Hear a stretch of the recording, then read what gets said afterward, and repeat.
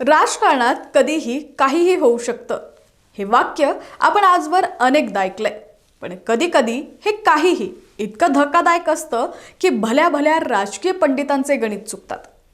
मुंबई महानगरपालिका, आशियातील सगळ्यात श्रीमंत महापालिका, इथली सत्ता म्हणजे राजकारणातलं सर्वोच्च शिखर.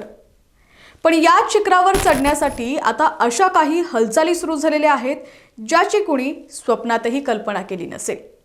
मुंबईत बहुमतासाठी लागतात 114 नगरसेवक. भाजप आणि शिंदेच्या गटाकडे मिळून 118 जागा आहेत. यात भाजपचे 89 तर शिंदेच्या शिवसेनेचे 29 नगरसेवक. म्हणजे गणित स्पष्ट आहे. पण राजकारण इतकं सरळ नसतं.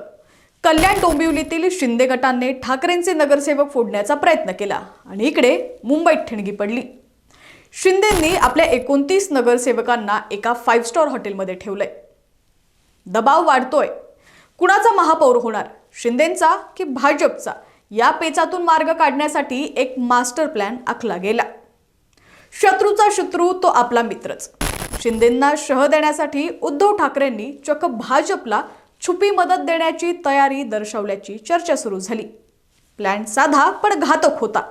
महापौर निवडीच्या दिवशी उद्धव ठाकरेंचे 65 नगरसेवक सभागृहात अनुपस्थित राहतील. जर हे 65 नगरसेवक आलेच नाहीत तर सभागृहाचं संख्याबळ कमी होईल आणि भाजपला बहुमतासाठी शिंदेच्या 29 नगरसेवकांची गरजच उरणार नाही.